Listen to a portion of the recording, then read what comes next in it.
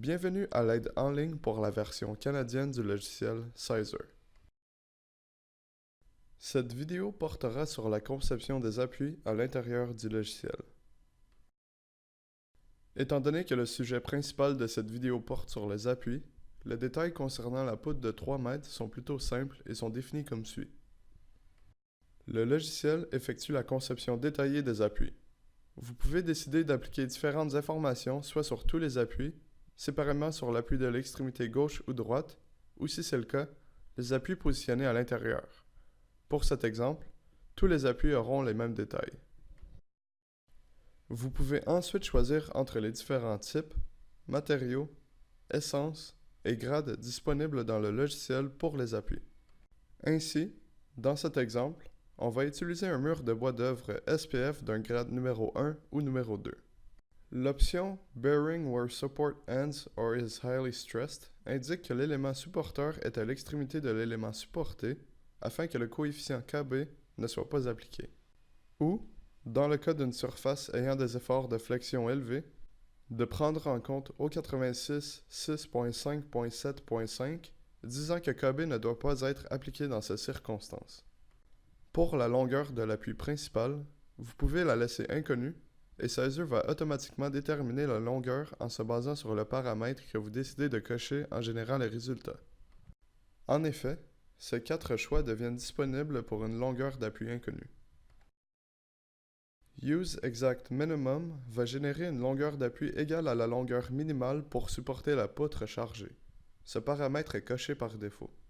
Round Minimum to Closest va arrondir la longueur minimale d'appui à la valeur la plus près disponible dans le menu déroulant, qui est 1/2 dans ce cas. From List of Bearing Choices va sélectionner la longueur minimale adéquate pour la conception selon la liste même LB Bearing Length. Et si ça concerne l'élément, le dernier choix va arrondir la longueur au minimum pour les appuis aux extrémités et va déterminer la longueur des appuis intérieurs selon la liste que l'on vient de mentionner.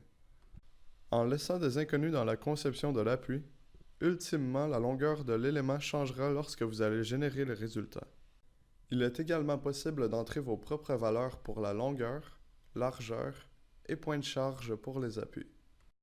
Dans la section d'entrée des appuis, il y a l'option d'insérer des entailles aux appuis des extrémités.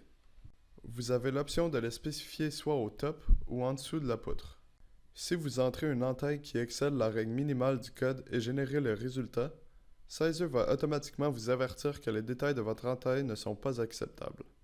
Un des avertissements signale que l'entaille excède plus du tiers de la longueur de la portée. Cela provient du NDS, mais est une limite qui a de l'allure, étant donné qu'une entaille de cette longueur et plus n'est pas pratique.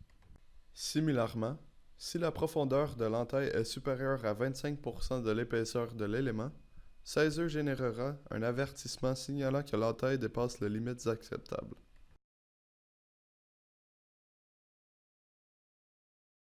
Sizer permet également d'effectuer la conception de Simpson Hangers.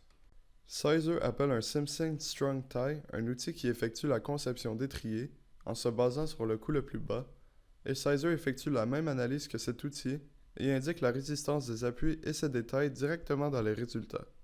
Lorsque sélectionné, vous avez l'option de choisir la tête, l'essence, les dimensions, le style et le modèle, ce qui va rapidement générer sa résistance et son coût. Lors de l'affection du type d'appui de l'élément en tant que Simpson Hanger, l'option de sélectionner la longueur de l'appui principal et la largeur deviennent inaccessibles. Le logiciel va générer des valeurs prédéterminées pour cette information en se basant sur le modèle de Simpson Hanger choisi. Une fois l'étrier sélectionné, le résultat détaillé de l'appui affichera la résistance de l'étrier et les rapports des éléments.